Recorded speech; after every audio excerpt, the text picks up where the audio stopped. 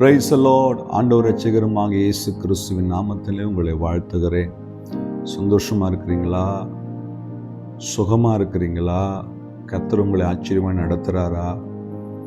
இல்லை பாஸ்டர், ஏதோ ஒரு சோர்வு என் உள்ளத்தை மாட்டுகிறதை பார்க்கிறேன், ஒரு ஆறுதல் இல்லாமல் இருக்கிறேன், என்ன செய்யுதுன்னு தெரியல. இன்னைக்கு ஆவியானவர் உங்களோடு கூட என்னோட கூட பேசுவார். எனக்கு ரொம்ப பிடித்தமான ஒரு வசனம். இன்றைக்கு ஆவியானவர் அந்த வார்த்தையை கொண்டு நம்மளை தேற்றப் போகிறார். ஏசாயா 66 அதிகாரம் 13 வசனம். ஒருவனை அவன் தாய் தேற்றுவது போல் உங்களை தேற்றுவேன்.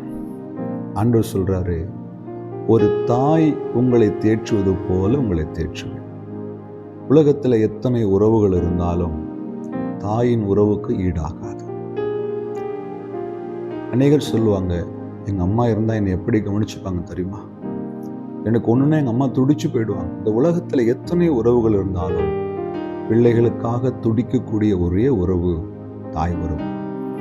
ஏனென்று கேட்ட, தன் இரத்தத்தையும் தன்னுடைய சுகத்தையும் பலத்தையும் எல்லாவற்றையும் பிள்ளைகளுக்காய் கொடுத்து 10 மாதம் சுமந்து பெற்றெடுக்கிற அந்த தாய். ஆனால் வேதம் சொல்கிறது, உன் தாய் எப்படி தேற்றுவார்களோ அதை போல நான் உன்னை தேற்றுவேன். என் அன்பு தெய்வ பிள்ளையே, இந்த இடத்துல இயேசுடைய அன்பை பார்க்க முடியும். அந்த அன்புக்கு ஈடு இணையே கிடையாது. சில நேரங்களில் சுகவீனமாக இருந்த நாட்கள் உண்டு. அப்போது என்னை கவனிக்கும்படி என் தாயார் வருவார்கள். வந்து என்னை தொட்டு தொட்டு பார்ப்பாங்க. என்னாச்சு என்னாச்சு கேட்டுக்கொண்டே இருப்பாங்க, அழுது கொண்டே இருப்பாங்க. ஒரு துடிப்பு இருந்து கொண்டே இருக்கும். எனக்கு ஒன்றும் இல்லைம்மா, நீங்கள் போங்கன்னு சொன்னாலும் கேட்க மாட்டாங்க. ஏன்னா தாயுடைய பாசம் துடித்து கொண்டே இருக்கும். என் அன்பு தெய்வ பிள்ளைகளை, ஆண்டவருடைய அன்பு எப்படி தெரியுமா? தாய் அன்பை போல ஒரு அன்பு. தன் பிள்ளைகள் சோர்ந்து போகும்போது அதை குறிப்பிலே தாய் அறிந்து கொள்வார். தன் பிள்ளைகளுக்கு சரீரத்தில் ஒரு பிரச்சனை, குறிப்பாலே என் தாய் அறிந்து முகத்தை பார்க்கும்போது அதை வைத்து அந்த பிள்ளைகளுடைய உணர்வுகளை புரிந்து கொள்ள முடியும். ஆண்டவரும் அப்படித்தான் தெய்வ பிள்ளையே. ஒருவேளை நீங்கள் சோர்ந்து போயிருக்கிறீங்களா? உங்களை தேற்றுவதற்கு யாரும் நினைக்கிறீங்களா? ஃபாதர் அழகாய் ஒரு பாட்டு எழுதியிருப்பார், ஒரு தாய் தேற்றுவது போல உங்களை நான் தேற்றுவேன். அவர் தேற்றுவார். இன்னைக்கு ஆண்டவர் உங்களை தேற்றப் போகிறார். ஏதோ ஒரு காரியத்தினாலே மனம் உடைந்து போய் கலங்கி போய் கண்ணீரோடு, எனக்கு ஒரு தேறுதல் இல்லையே, என் இருதயத்தில் ஒரு சமாதானம் இல்லையே, ஏதோ ஒரு பாரம் என்னை அழுத்துதை, நான் யாருக்கிட்ட சொல்ல முடியும், எனக்கு அங்கலாய்க்கிறீங்களா? தெய்வ சமூகத்துக்கு போங்க, முழங்கால் படியிடுங்க, 2 கைகளும் பொருளாதார உயர்த்துங்க. ஆண்டவரே, ஒரு தாய் தேற்றுவது போல தேற்றுவேன்னு சொன்னீங்களே, எனக்கு உங்களுடைய ஆறுதல் வேணும்ப்பா.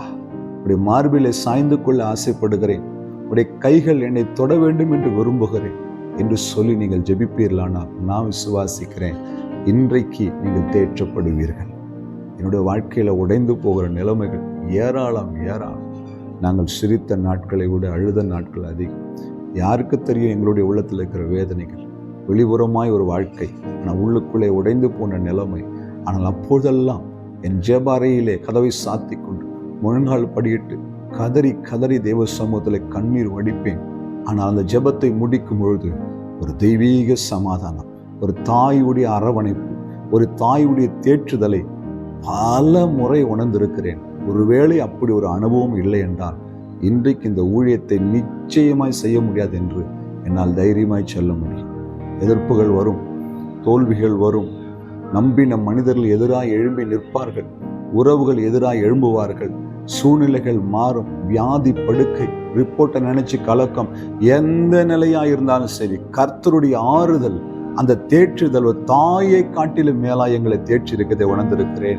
இன்றைக்கு ஆண்டவர் உங்களையும் தேற்ற விரும்புகிறார், உங்களையும் அரவணைக்க விரும்புகிறார், உங்களையும் நேசிக்க விரும்புகிறார். அந்த தாயின் அன்பை நீங்கள் ருசி பார்க்க வேண்டும் என்று விரும்புகிறார். தேவக்கரத்தில் ஒப்பு கொடுக்கலாமா? பெற்றுக்கொள்ள ஆயத்தமா இருக்கிறீங்களா? என்னை இப்போது தாயை போல அணைத்து அந்த தாயின் அன்புக்குள்ள என்னை நடத்துங்கப்பான்னு நீங்க ஜெபிங்க. தேவனுடைய கரம் இப்போது உங்களை நடத்தும். கண்களை மூடுங்க. அன்பும் இரக்கமுள்ள ஆண்டவரே, இந்த வார்த்தைக்காய் ஸ்தோத்திரம். ஒரு தாய் தேற்றுவது போல உங்களை தேற்றுன்னு சொன்னீங்களே, ஆறுதலுக்காய் தவிக்கிற ஒவ்வொரு பிள்ளைகளையும் தேற்றுங்கப்பா, தைரியப்படுத்துங்கப்பா, தாய் அன்பை காட்டுங்கப்பா. எப்படி செய்கிறதுக்காய் நன்றி. இயேசு கிறிஸ்துவின் நாமத்தில் பிதாவே, ஆமென். அல்லேலூயா. God bless you.